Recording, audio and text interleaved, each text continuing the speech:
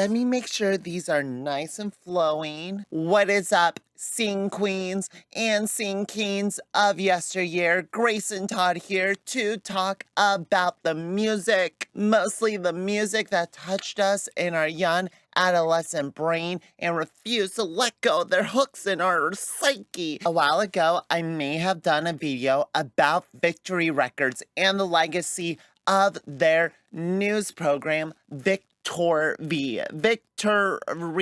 TV. Actually, recently got a comment by the creator, person who made it, reached out to me and said, yo. And I said, what up? But that got me thinking, where do the Victory Record bands, where do they sit in the tier list of music amongst each other? Who is the best of the best and who deserves to be forgotten to the void that is time? You're more than welcome to play along at home as I rank Victory Records bands.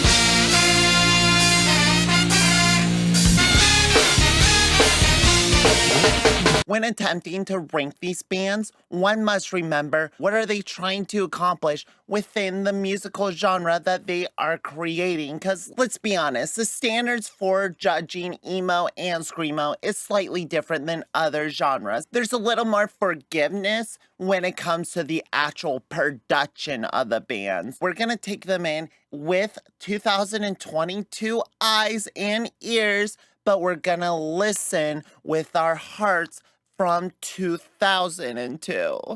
Victory. When it comes to Victory Records acts, it's hard to find a band as popular, as prominent, as influential as our Ocala boys, A Day to Remember. If you could only feel the way that I feel. Oh good, they're still putting out crap. 1 million views in 2 weeks, while at least they have not lost their popularity. But to truly get a sense for A Day to Remember, we have to go all the way back to 10 years ago with their Victory Records debut. I've learned to let go. So we have a wide assortment of individuals that this band is bringing together, not only of ages, but as well as cultural and social differences.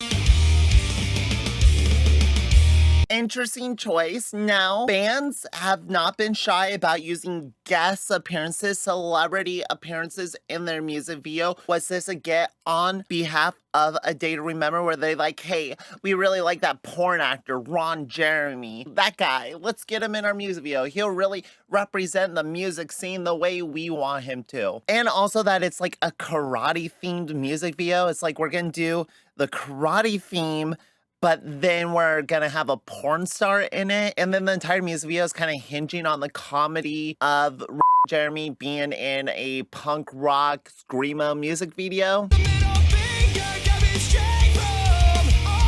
I forgot Jeremy does his little head turns. If you do not emphasize your words with your head turn, then how will people feel it? In all seriousness, this song still kind of rocks pretty fucking hard. They wrote the blueprint on pop punk, how to make catchy choruses with heavy hooks. I think their follow-up on Victory Records is a lot stronger with Homesick, but you also get weird shit like Rockstar corporate advertisement in their video.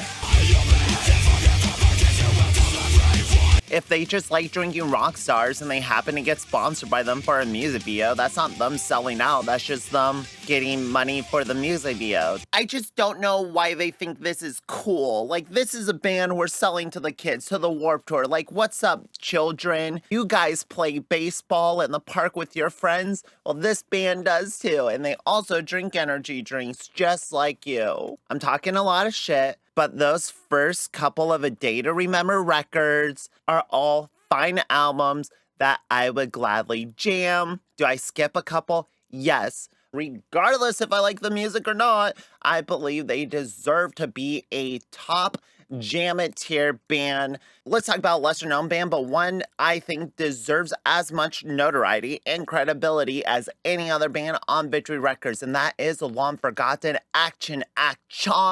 You never heard of them? I don't blame you. They're kind of a synthy, retro, indie pop band with like dark themes to them. I really feel like if these guys came out now and they were like a TikTok band, they would probably do a little better than they did on this fucking dying label.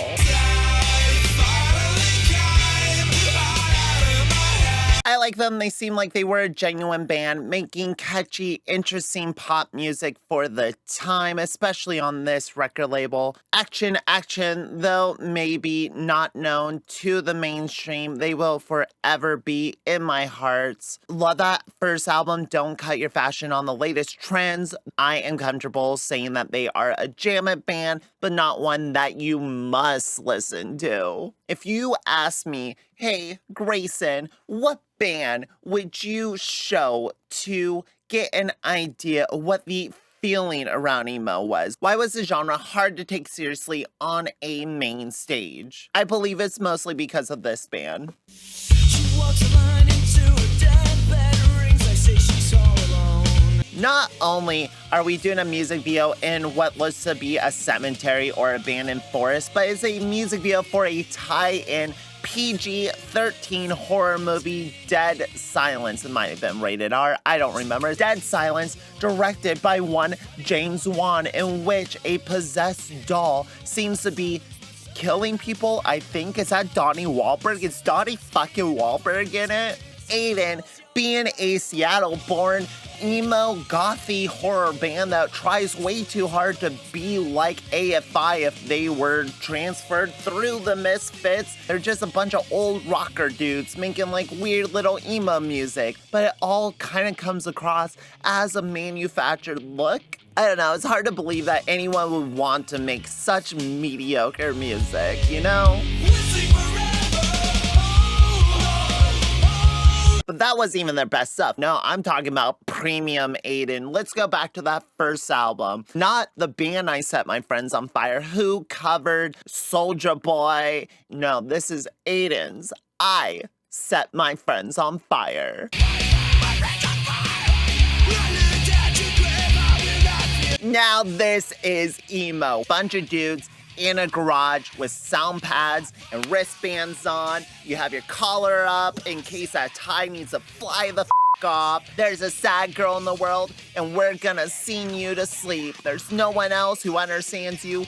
Us freaks, goths, and losers will be the ones to pull you out of it. Aiden may have been a mainstay of the Seattle punk screamo scene, but they do not have a mainstay in my heart. Though I don't have any bad feelings about them, I just think they're sort of bland. Aiden is definitely a mid-tier band, a total and utter slam jam. But let's go back even further. What can one even say about the band Atreyu? They started out as an insecure goth band who sang songs about being a vampire and bleeding mascara. Robert Smith lied. Boys do cry. With blood tears in my eyes, I'm an Anne Rice novel come to life. Are you fucking kidding me? These are a bunch of dicks. These are a bunch of geeks and losers and weirdos just like me. Imagine my surprise when they get sold to a major label and then start being like this UFC tough guy fighter band that all the fucking bros and jocks like, and they're like, yeah, Atreyu, they're a tough guy band. They sing about kicking the shit out of people. And I'm like, do you guys not remember your history?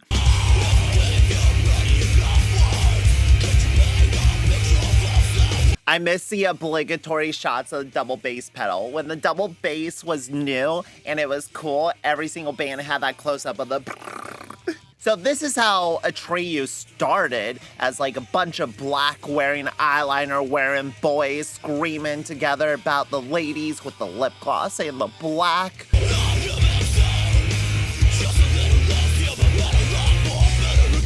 Sure, Alex's screaming isn't really up to the standards that we have for the day, but I think it's perfectly appropriate for the level of aggression they're trying to bring in their music at this moment. Death Grip on Yesterday is an underrated album and probably the best material they were putting out of their careers. It's their most thoughtful material. I honestly have deleted this song. There was not a day that went by where it wasn't playing on the music video charts, on the radio, on the fucking just everywhere.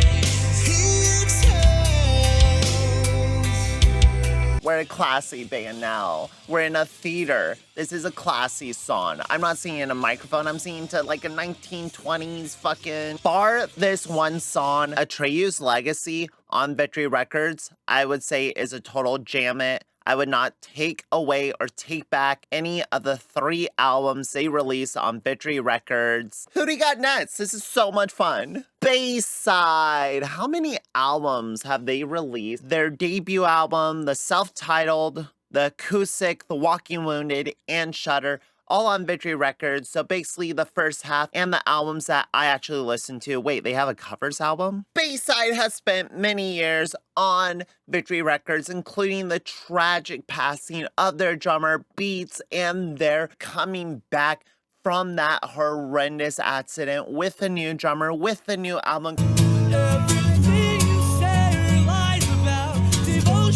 A legendary acoustic live set that maybe Victory Records was a little pushy on.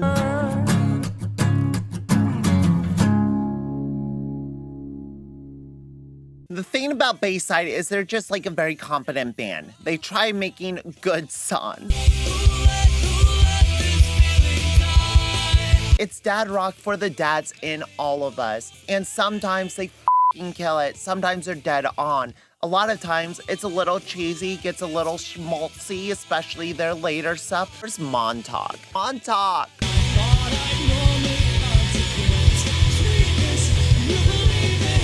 Never upset when a Bayside song comes up on my mix, on my playlist, but I never really seek them out. I'm never like, fuck yeah, let's rock some Bayside right now. Do I agree that Bayside is a cult? Probably not. Are they a solid band to jam? Probably. So I put A Day to Remember and Atreyu up on the Jam It list for propping up Victory Records, giving them credibility and bringing attention to them as a whole. Bayside, however, is tricky because I feel like their legacy is minimal on Victory Records, but their music is good. And that acoustic album, being some of the strongest acoustic translated material I had ever heard up to that point. Not saying that they are of the same quality of music, I believe we're somewhere comparable. If there was a science to this, I would not be doing it out of my closet. If I were to show my biases, which I always am. So when I say that Between the Buried and Me is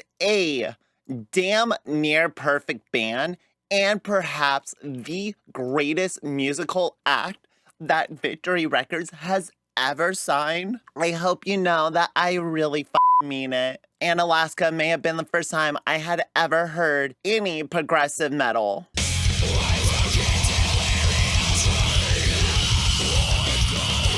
Not only are they just one of the most brutal, heaviest, intense bands you'll ever listen to, but they're constantly pushing themselves to create sounds and atmosphere that are thematically representative of the emotional theater that they're trying to play out before you. They aren't afraid to push the boundaries of what metal music can even be.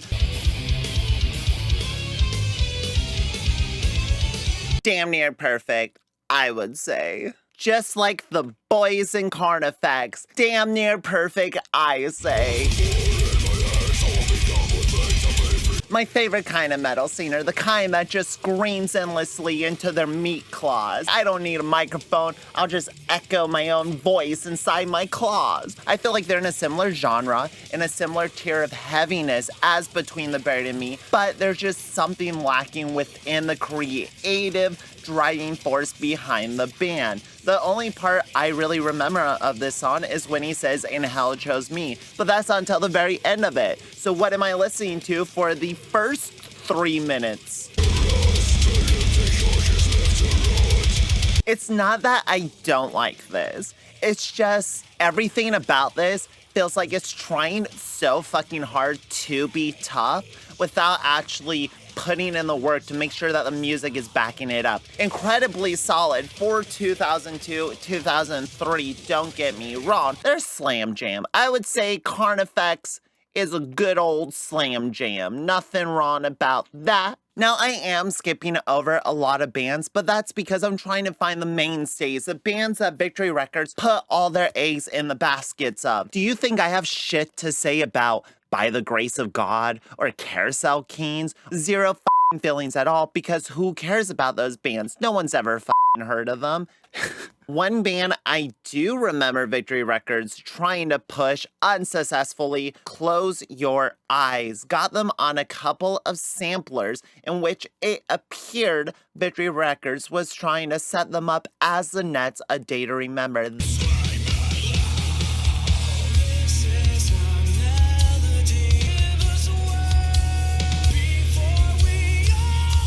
I love it because it feels like a parody. Like they are pushing all these elements to their natural conclusion. We're gonna go the heaviest we absolutely can, to the softest we absolutely can, the fucking broiest, the manliest, easiest, gentlest fucking thing we could possibly play. That contrast is gonna make us seem really heavy, and they're gonna be like, oh wow, they can sing, and you're gonna enjoy one of them.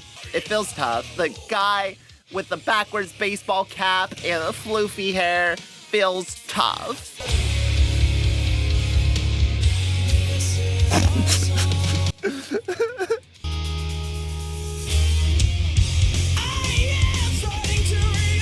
Okay, better. Okay, this feels a little butt rocky. It seems like they have fans. It deserves hundreds of millions of views. It can save lives. It's that powerful. Nope, still want to die. It's weird that they went through like an entire rebranding since this first music video. They don't even look like the same guys. I'm gonna give them a soft slam it just because they were pushed by the record label, and that first single is so like atrociously produced, even if they do quite literally save lives. And really, I just wanted a band to fill out this bottom half. It was looking kind of empty over here. If my memory serves me correct, then this next band should also be a pleasant trip to the past of the metal's past. Trip to metal darkest hour. Now, this is going to be more your classic heavy metal. We're going to have melodic groove riffs, and the drumming is just going to be... I think really the biggest sticking point with Darkest Hour is if you can get into their vocalist. Kind of raspy. It sort of feels similar to Timothy from Rise Against. Have they put out anything since that I've enjoyed? Probably, but I don't keep up with bands. Just that opening, fucking A.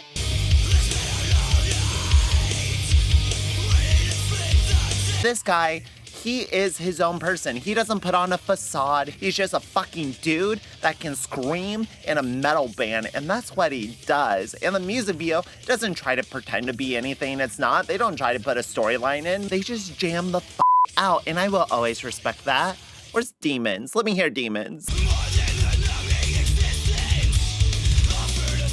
The guitaring works, the vocals work. The drumming isn't quite mixed the way I would prefer it for metal, but it still has that like heavy intensity to it without getting too muddy. So do they belong with their top bands of A Day to Remember, Atreyu, Bayside, or are they more of a competent band that many are more unaware of? You should listen to them, but you don't have to go out of your way to seek them out. If we are to talk about nostalgia, then we must talk about Driver's Side Impact. For better or worse, we listened to nonstop in high school. My sophomore year was all about the DCI, Driver's Side Impact. The funny thing is, though, I don't remember this band at all. He clapped. He did clappies to the tom drum and a palm mute. You don't clap to breakdowns, buddy. Then we go into the funniest synth line I ever heard.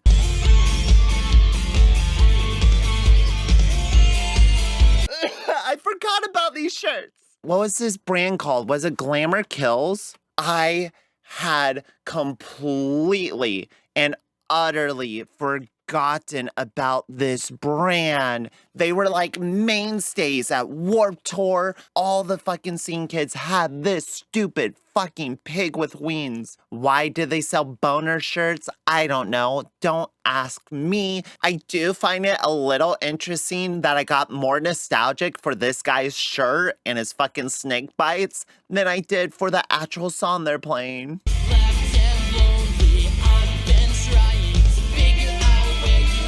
What were these called? This like shoestring choker necklace, and then his perfectly just manicured hair, just perfectly just framing his face. This band is a little softer than I remember.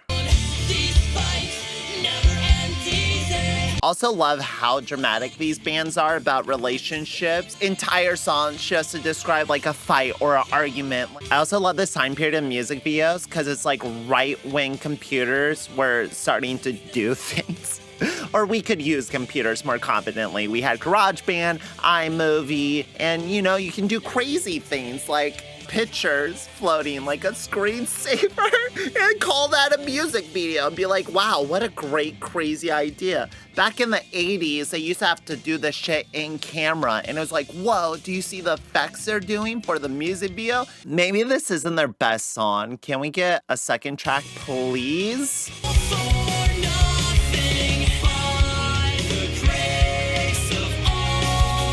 So I can admit when a younger self was wrong about a band, and I was probably pretty wrong about Driver's Side Impact. They have settled in our soft slam it tier. How cruel of time. Speaking of bands with enduring legacies. Oh boy, it's Emmure time, everybody. If you never heard of this band, they have for a long time been metal's angriest boys. Maybe, perhaps, metal's cringiest boys.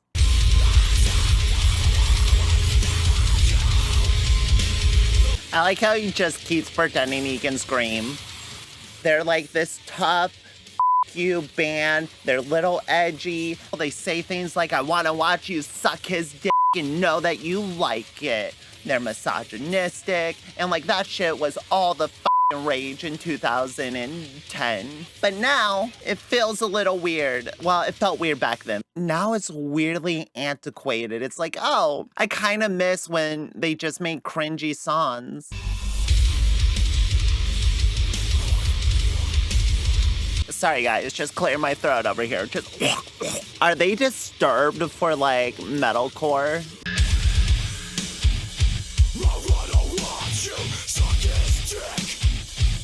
I love Open D. Open D, Open C, Open D, Open C.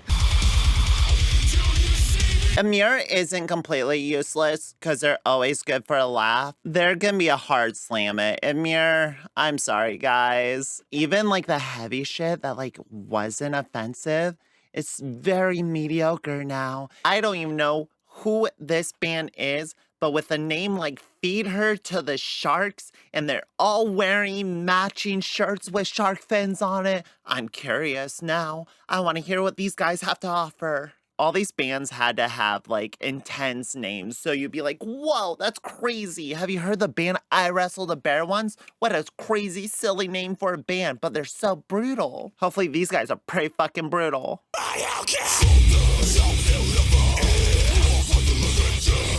We got a Zomboid. Do y'all remember zombies? Metalcore and zombies and CGI blood splatters. 2010, baby. We are back. Love the words on the screen. They tell me what they're saying because I can't hear. From the imagery, it feels like they want to be arsonist, gets all the girls, but their music is just another fucking metalcore band.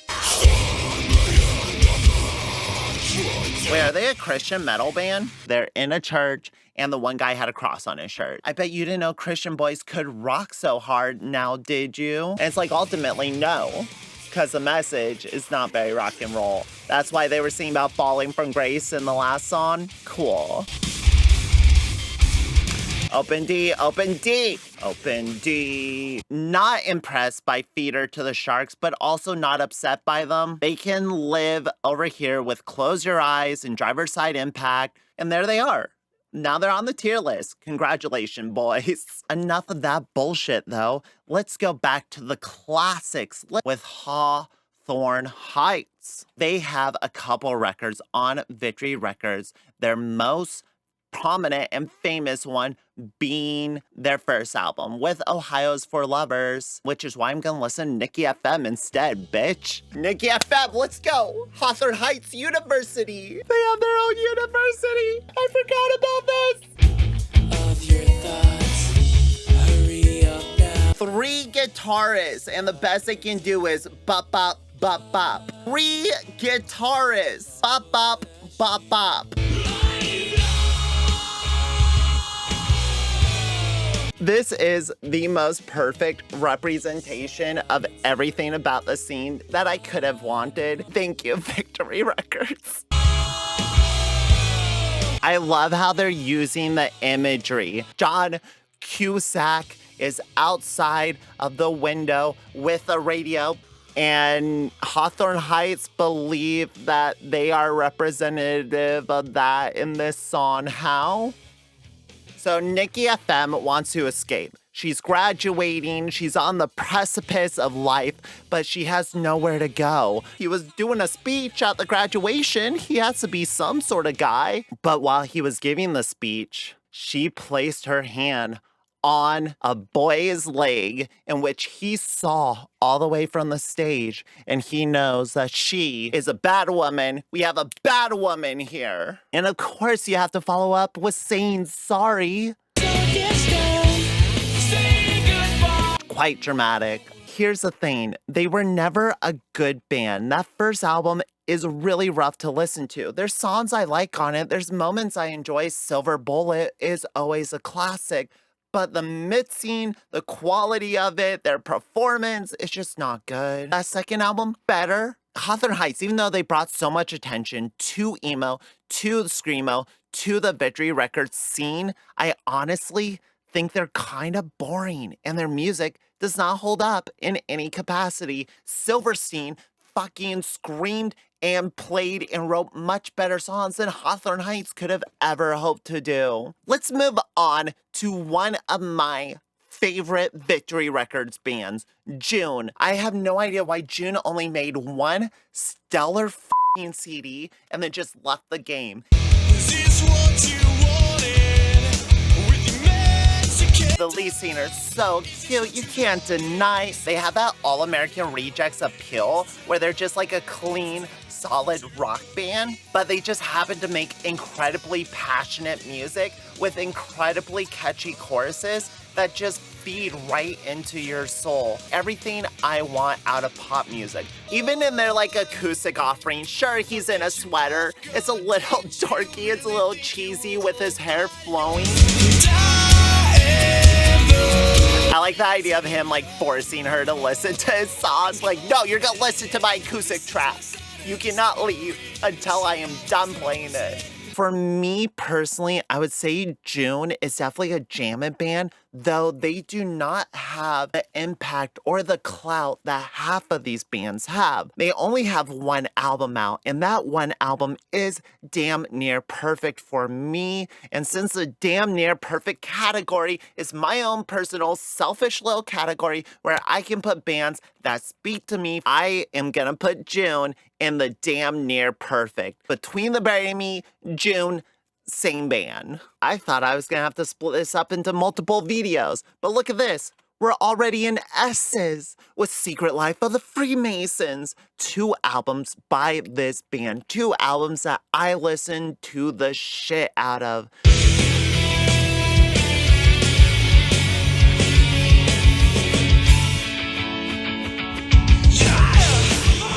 I forgot the concept of this music video. So basically, Secret Lives of a Freemason is a band that actively hates being a rock and roll band. They sing kind of classic drinking, partying songs, 40 ounces to freedoms type shit, bro. Or no, Life Begins at 40 ounces. 40 Ounces to Freedom is a Sublime album. Life Begins at 40 Ounces is Secret Life of the Freemasons. So the concept of this music video is that they're trying to take on these different personas, making fun of other Victory Records bands directly. This is how we prop up bands and make them look cool for you kids. It's meticulously planned out by some nameless producer, nameless record label. Interesting that they're making this commentary while under the label that is Victory Records. But it is a poignant message, and I do think they're having fun with it, even though the hate towards the emo kids did seem a little overblown at the time. So I find that side of it, like, not as humorous, but the commentary they're trying to create here is interesting.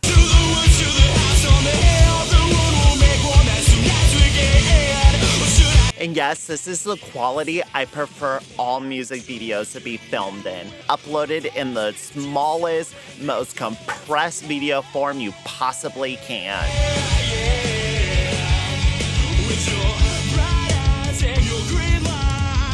It definitely helps that they kick ass as a band. Like, their songs have a really good flow to them. I could see them touring with metal bands, while not necessarily considering them a metal band in themselves. Here's Life Begins at 40 Ounces. I found it.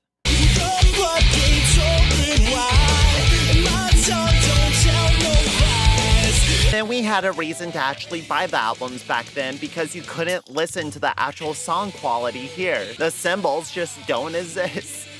Secret Life of the Freemasons is another band built just for me, specifically for what my ears want to listen to. I do not think they are damn near perfect. For some, their songs do not hold up as much as I would like them to. They did not have a big impact on Victory Records, but they are still a solid band, thus earning them a place, I believe, on our Jam It tier alongside Darkest Hour and Atchin Atchin. Good bands to listen to, not stables of the label. Unlike our next group of boys, Silverstein, named after one poet, Shel Silverstein, and that seemed fitting for an emo band, one that even made a song called Where the Sidewalk Ends. We all know Silverstein today as the big grand rockers that they are. We forget that they started as humble little screamo boys.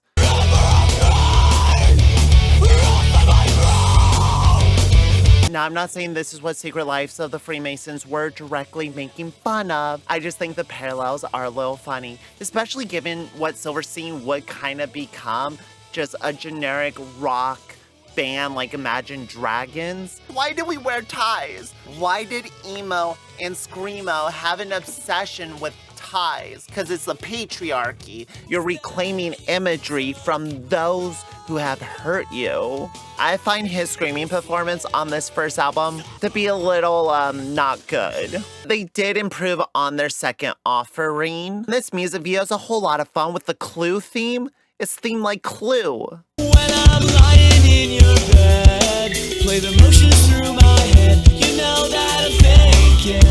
This one is going over a lot better, I'll admit. I like the theming, they're having fun with it. When you put this album in, you find that a lot of it's a little slow, a lot of it's a little dour. I enjoy their heavier stuff. I like The Arsonist, I like Smile in Your Sleep, but when it comes to like most of their music, is kind of boring, and his screamings are not good. That first album, I would say, is damn near unlistenable. Even though they are a huge band, and they are a band that gained prominence on Victory Records, I still think Silverstein is a mid-tier band at best. I look at Hawthorne Heights and Silverstein as entry points into the scene. It may be the first time you hear screaming. It's just a touch of it, just enough of it to make you open to the idea of listening to bands with screaming. Here's a name I recognize, but a band I do not recall. Straylight Run. Where are they running from? Where's that stray light going?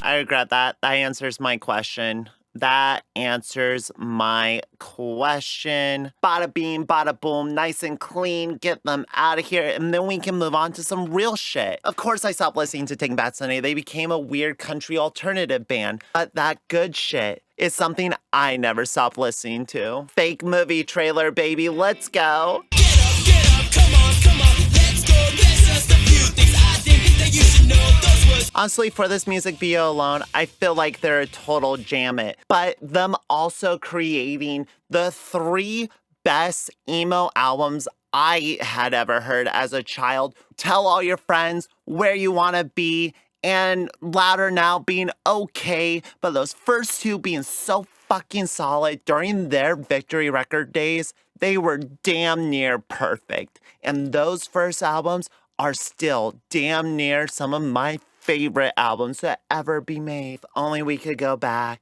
to the days where there were bands like The Audition that makes indie, catchy, sexual songs really sexual. The Audition, for some reason, they had good crossover with some of their songs, some of their albums. They're catchy enough to make anyone enjoy them.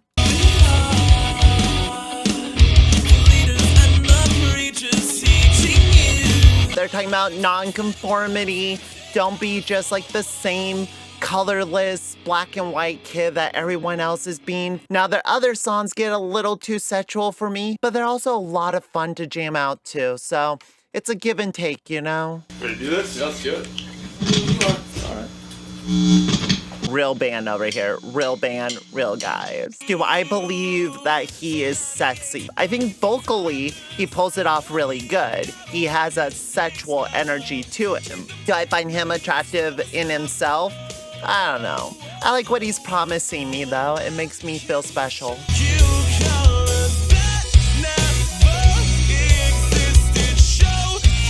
They're harmless. They're a good band. I'm going to put The Audition, since they did have so many goddamn records with Victory Records. I'm going to put them up here with the Jam It tier. I think they're a good band. Any one of their albums, you're going to have an all right time with. These guys were featured so prominently in my Victor TV episode. I figured we should probably rank them on this list, since for a while they were the band Victory Records was promoting the most. Close your eyes and pretend I'm by your side. I sort of feel like some songs, some sounds are meant to only be in one time period, one era, and when you extract them out of that time period, it feels weird.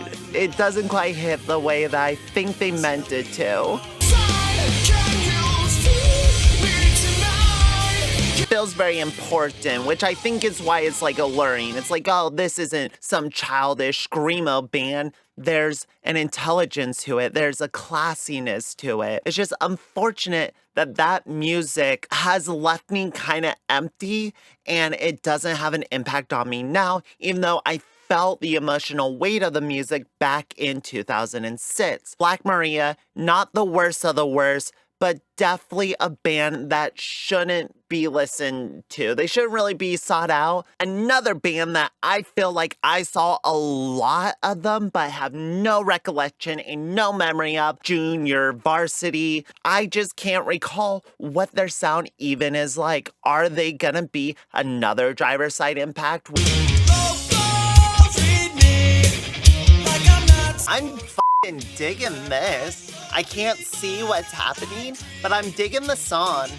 If these guys came out on like Top Shelf Records and they toured with Modern Baseball and Joyce Manor, I think they would be all the rage. This is literally every band right now. They're still making music? Wait, is this a cover of the Radiohead song? Wait, what? Well, I pissed my girlfriend off. I had a dream that she shot me straight. I don't think this is the Junior Varsity that I know and love, but I'm also not mad about this. This is kind of jamming. This Junior Varsity I find extremely appealing. I think they deserve another chance. Were they a huge band in Victory Records? Probably not. They're gonna sit comfortably in the Jam It section. I'm happy about that. I am curious, however, where I would be placing The Sleeping, one of the few Victory Records bands to make it onto Guitar Hero. Would you call them progressive, pop, metal core? Like, what the is The Sleeping? Ice cold on the filthy ground, barely breathing in a fucked up town. It's like Glassjaw and Beyond the Coast, where you have a very specific type of singer. It's a little jazzy, it's a little heavy. It never gets too poppy, it never gets too heavy. They just kind of ride that middle ground.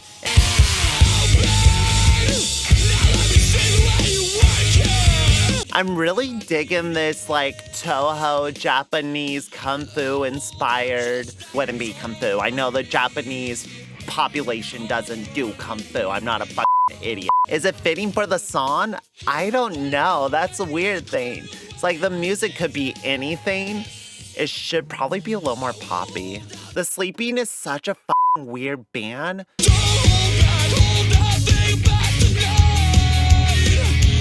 I would put The Sleeping in a Jam It section. They have good songs. It's just not a majority of the material that I want to hear or listen to. I prefer to bop over groove. There's grooves and then there's bops. Which one is Thursday? Thursday, a band I've been told that I should like. A band that I've been told meaningful, impactful, and important in the scene. And yet every time I go to listen to them, I'm constantly disappointed by the production on their physical albums and disappointed by the song quality itself. It's just lacking the punch I need out of my music. It's a little too airy.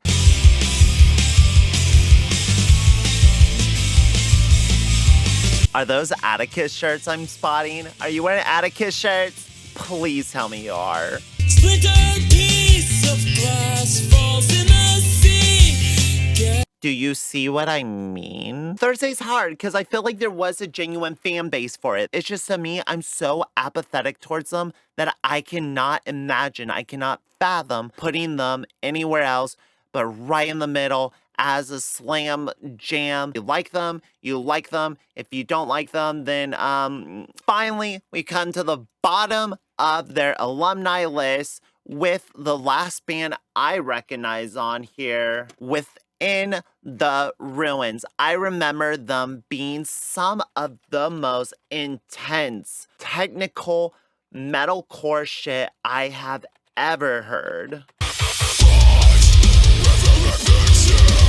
I'm into this. I'm very much into this. I personally love that they brought in an Apple box just so the lead singer could put his knee up and do tough guy poses. I personally love that he's actually singing in a fucking microphone. I don't like guitar solos whatsoever. I am not impressed by a guitar solo, nor will I ever be, but I do appreciate technicality within music. I can appreciate when something is being played beyond my capabilities, and Within the Ruins, I would say, are kind of hitting those spots that I enjoy. They're technical when they need to be. They're also heavy and metalcore when they need to be. And that is why I put them in this mid-tier section. And with that, we have our Victory Records tier list. Look at this. Certainly missing, I think there's one damn near perfect band that I'm not seeing on here. That's so weird. Streetlight Manifesto is not only one of the greatest bands to ever be created, one of the greatest bands touring to this day, top tier musicians. I just saw them about a month ago at the Showbox. They fucking killed it. Streetlight Manifesto is 100% a band that I would say is not only damn near perfect, but fucking A, they pretty much are. This is my tier list for Victory Record Bands. I would love to hear if you agree with my thinking, my rationalization. Is this kind of the area you would put these bands, or am I totally fucking off? I'm Grayson Todd.